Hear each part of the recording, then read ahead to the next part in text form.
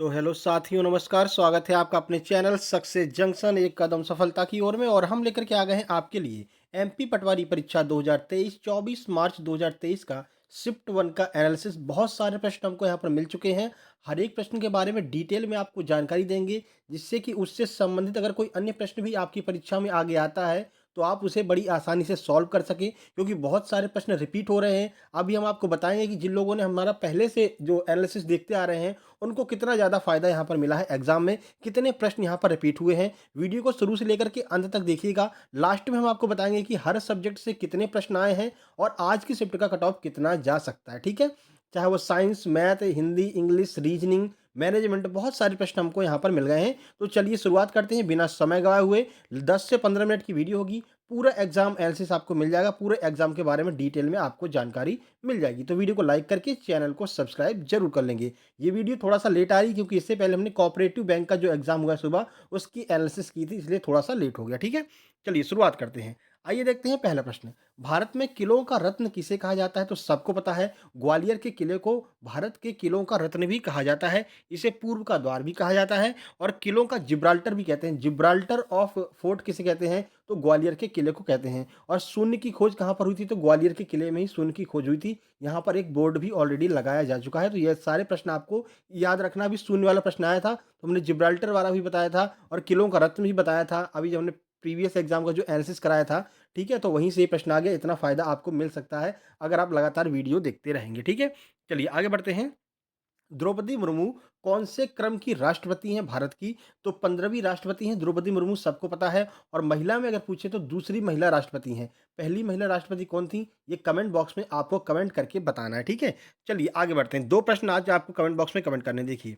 और ये catch the rain जो मुर्मू जी ने ही अभी दिल्ली में शुरू किया था, सुबह कोऑपरेटिव में आया था, तभी हमने आपको बताया था कि ये राष्ट्रपति मुर्मू हैं, वो कौन से क्रम की हैं, ठीक है। और आपके पटवारी में आ गया, ठीक है। तो कैच द रेन जो अभियान है वो दिल्ली से शुरू हुआ था और मुर्मू जी ने ही शुरू किया था, ठीक है। चलिए, पीएम क्रम कौन-सा है पूछा जा सकता है, क्योंकि अब देखिए राष्ट्रपति पूछे हैं तो प्रधानमंत्री भी पूछेंगे, ठीक है। तो 15वें क्रम के पीएम हैं। अब वो पीएम का क्या नाम है, भारत के प्रधानमंत्री का क्या नाम है, ये आपको कमेंट बॉक्स में कमेंट करना है। इतना तो आप जानते ही होंगे। अगर थोड़ा-सा भी आपको जीके की नॉलेज होगी तो इतना कमेंट आप कमेंट बॉक्स में ज़रूर करेंगे कि भारत के प्रधानमंत्री कौन हैं, ठीक है। 15वें क्रम के प्रधानमंत्री हैं। कमेंट बॉक्स में कमेंट ज़रूर कीजिएगा, ज़्यादा से ज़्यादा कमेंट कीजिएगा, ठीक है। चलिए वाइस प्रेसिडेंट की बात करते हैं, अगर उपराष्ट्रपति की बात करते हैं तो जगदीप धनखड़ जी भारत के उपराष्ट्रपति हैं। 14वें क्रम के उपराष्ट्रपति हैं, ये आपको याद रखना है, ठीक है। चलिए आगे बढ़ते हैं। ये सारे क्रम आपको याद रखने हैं। और भारत के जो क्या नाम है, आपके एमपी के उपराज्यपाल भी पूछे गए हैं, एमपी के राज्यपाल। तो ये भी आप देख ही लीजिएगा कि ये प्रश्न आया है कि नहीं आया राज्यपाल का, ठीक है। एक ही प्रश्न में, मतलब एक ही प्रश्न पत्र में इतने प्रश्न मुश्किल लगता है कि क्रम से पूछे जाए, लेकिन हो सकता है आया हो, तो आप पढ़ करके जरूर जाइएगा, ठीक है। रानी दुर्गावती विश्वविद्यालय कहाँ पर स्थित है? तो जबलपुर में स्थित है रानी दुर्गावती विश्वविद्यालय। पूछा जाता है कि रानी दुर्गावती कौन से वंश की रानी थी? तो चंदेल वंश की राजधानी थी रानी दुर्गावती, ठीक है। मतलब राजधानी रानी थी रानी दुर्गावती, ठीक है। आगे बढ़ते हैं। समुद्रगुप्त का शासनकाल कब से कब तक है, ये पूछा गया है। तो समुद्रगुप्त का जो शासनकाल है वो 335 से 350 ईसा पूर्व से लेकर के 380 तक रहा है, ठीक है। ठीक है, और ये गुप्त वंश के चौथे राजा थे, याद रखिएगा। और इनको जो है भारत का नेपोलियन भी कहा जाता है समुद्रगुप्त को, ठीक है। तो 335 या फिर 350 मिल सकता है से लेकर के 380 ईसा पूर्व तक इनका जो है शासनकाल रहा था। भोपाल गैस त्रासदी कब हुई थी पूछा गया है। तो 1984 में भोपाल गैस त्रासदी हुई थी।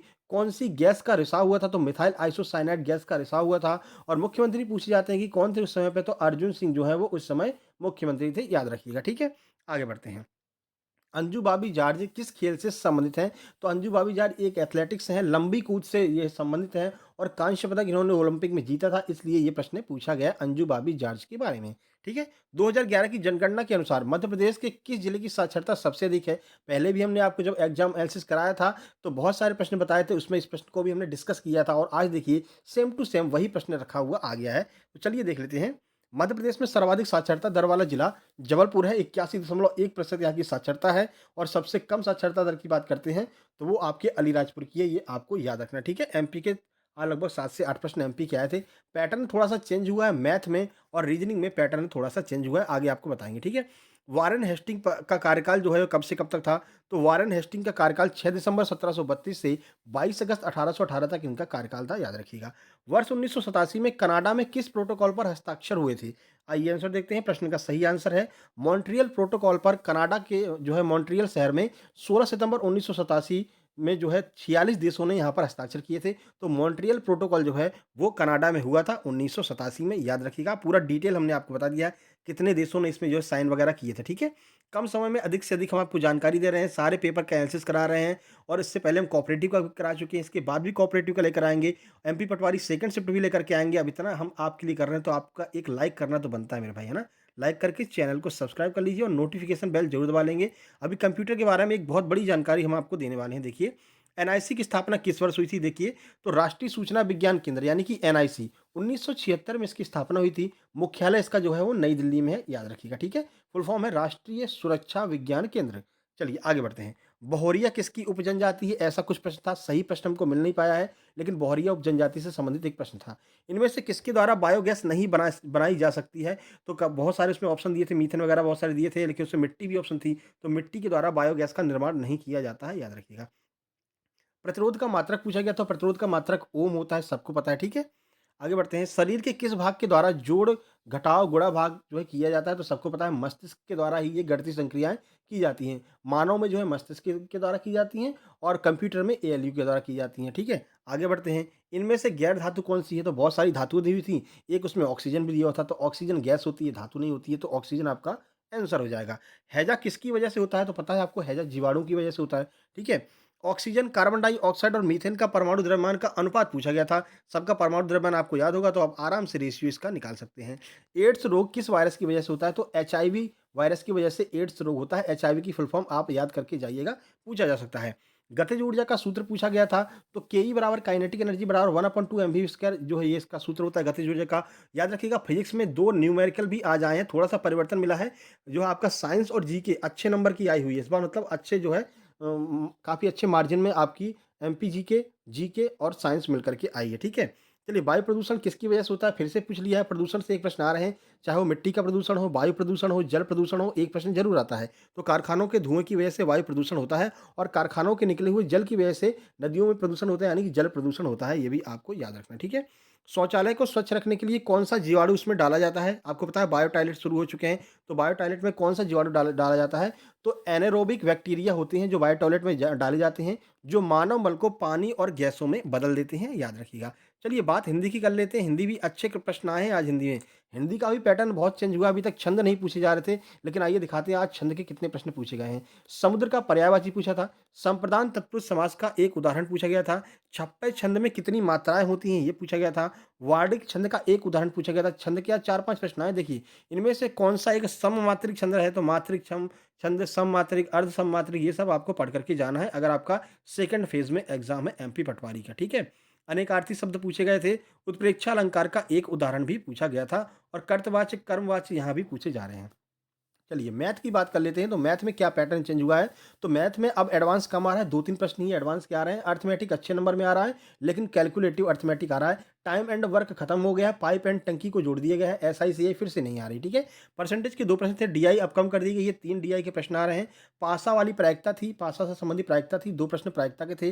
प्रॉफिट लॉस के 2 प्रश्न आ रहे हैं, थोड़ा सा कैलकुलेटिव प्रश्न आ रहे हैं, ठीक है। प्रॉफिट लॉस के बट्टा वाले प्रश्न भी आ रहे हैं। तो एक प्रश्न था, वर्ग के क्षेत्रफल में 5% की वृद्धि की जाती है तो कुल क्षेत्रफल में कितनी वृद्धि होगी? ये ऐसे प्रश्न मेंसुरेशन के आ रहे हैं, सिंपल, ठीक है।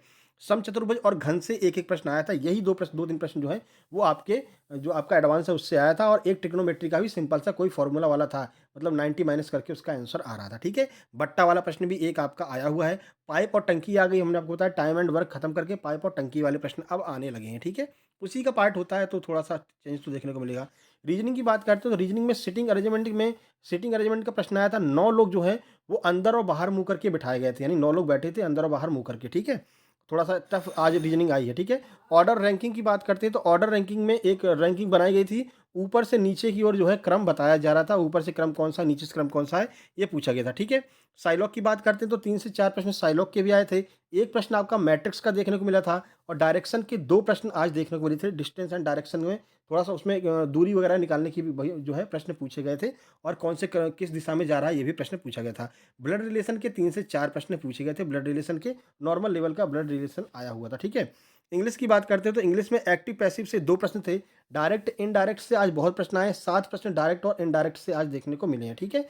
कंजक्शन का भी एक प्रश्न था। इडियम्स एंड फ्रेज, यहाँ पर मार्जिन इडियम्स एंड फ्रेज का ज़्यादा बढ़ गया, 4 से 5 प्रश्न आपके इडियम और फ्रेज के देखने को मिले हैं। थोड़ा-सा यहाँ पर इडियम फ्रेज ज़्यादा आ रहा है। टेंस के 3 प्रश्न मिले हैं। सिंपल लेवल का is, am, are, had been, have been लगाने वाले प्रश्न थे, ठीक है।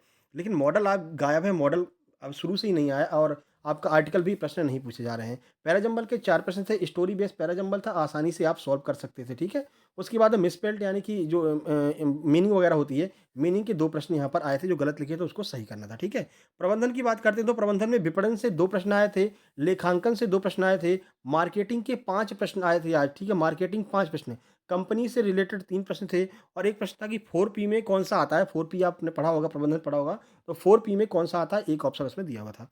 चलिए कंप्यूटर की बात कर लेते हैं, तो सभी सेल को एक साथ लाने के लिए कौन-सा कमांड दिया जाता है? ये प्रश्न आया था, ठीक है। वायरस में ट्रोजन हॉर्स एक वायरस आया था।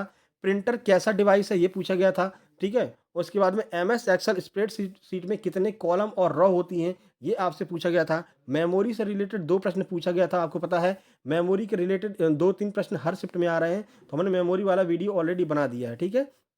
आपने अगर नहीं देखा तो मेमोरी वाला वीडियो देख लीजिए, उससे बाहर एक भी प्रश्न नहीं जा रहा है, ठीक है। मेमोरी के 2 प्रश्न थे। सीपीयू की फुल फॉर्म पूछी गई थी। उसके बाद रैम कैसी मेमोरी है, वोलेटाइल है कि नॉन वोलेटाइल है, ये पूछा गया था। कंप्यूटर किससे ज़्यादा प्रभावित होता है? ऑप्शन दिया हुआ था कि वायरस से, एंटीवायरस से, एमएस एक्सेल से, ऐसे ऑप्शन दिए थे, तो वायरस से कंप्यूटर प्रभावित होता है, ठीक है। पावर पॉइंट के भी 2 प्रश्न आज देखने को मिले थे। अब अगर ओवरऑल बात करते हैं तो ओवरऑल मैथ रीजनिंग में अब उतने प्रश्न नहीं आ रहे जितने पहले आ रहे थे, हालाँकि 60 प्लस प्रश्न आज भी मैथ रीजनिंग के देखने को मिले हैं, ठीक है। अब मैथ रीजनिंग से हर सब्जेक्ट से प्रश्न आ रहे हैं, ठीक है। चलिए हिंदी की बात करते हैं तो हिंदी में 25 प्रश्न पूरे आए हुए थे आज। जीके और साइंस को मिलाकर के 55 से ज़्यादा प्रश्न आज जीके और साइंस को मिलाकर के आए हुए थे। कंप्यूटर में 20 प्रश्न आए हुए थे कंप्यूटर में, और मैनेजमेंट 22-23 नंबर का अब आने लगा है, जो शुरू में 17-18 नंबर का आता था। अब मैनेजमेंट जो है काफ़ी ज़्यादा नंबरों का आ रहा है, तो मैनेजमेंट पढ़ने की ज़्यादा ज़रूरत है, आप याद रखिएगा, ठीक है। आज के शिफ्ट की अगर बात करें तो आज के शिफ्ट का कट ऑफ जाएगा 145 प्लस, क्योंकि मॉडरेट मतलब सिंपल टू मॉडरेट लेवल की थी, ज़्यादा कठिन आज का नहीं था, क्योंकि एमपीजीके के भी 7-8 प्रश्न आ गए थे। थोड़ा-सा मैनेजमेंट बढ़ा है तो इस वजह से कट ऑफ थोड़ा-सा कम हो सकता है, लेकिन 140 से 145 के बीच में जो भी है वो सेफ ज़ोन में है, ठीक है। 140, 145 और 135 के भी आस-पास अगर आप हैं तो आप सेफ ज़ोन में हैं, ठीक है। चलिए हमने इतना सब कुछ आपके लिए कर दिया, अब ये आपका फ़र्ज़ बनता है वीडियो को लाइक करेंगे, चैनल को सब्सक्राइब करेंगे और नोटिफ़िकेशन बेल ज़रूर दबा लेंगे। साथ ही साथ में आपको बताएँ, कंप्यूटर के लिए अभी तक 15 मार्च से लेकर के अभी तक जितने भी कंप्यूटर के प्रश्न एमपी पटवारी में आए हैं फेज़ 1 में, उन सभी कंप्यूटर के प्रश्नों को एक साथ लेकर के हम आ रहे हैं। आज शाम को आपको वीडियो मिल जाएगी। सारे प्रश्न लगभग 150 प्रश्न होंगे। उन सभी प्रश्नों को अगर आप याद कर लेंगे तो आगे जो प्रश्न आ रहे हैं, क्योंकि कंप्यूटर में कोई परिवर्तन नहीं हुआ। जैसा पहला कंप्यूटर आ रहा था वैसे अब भी आ रहा है। वही मेमोरी, वही सीपीयू, वही फुल फॉर्म, वही इनपुट आउटपुट पूछे जा रहे हैं। तो उनको अगर आप पढ़ लेंगे तो आप आराम से जो है कंप्यूटर में 22-23 नंबर आराम से ले आ सकते हैं। तो वीडियो को लाइक करके चैनल को सब्सक्राइब जरूर कर लेना, नोटिफ़िकेशन बेल दबा लेना। आज शाम को आपको वीडियो देखने को मिल जाएगी। चलिए, तो कैसी लगी आपको वीडियो कमेंट बॉक्स में कमेंट करेंगे और प्रश्न का आंसर ज़रूर देंगे कि प्रधानमंत्री का नाम क्या है। जल्द ही मिलते हैं एक नई वीडियो में, तब तक के लिए नमस्कार, धन्यवाद।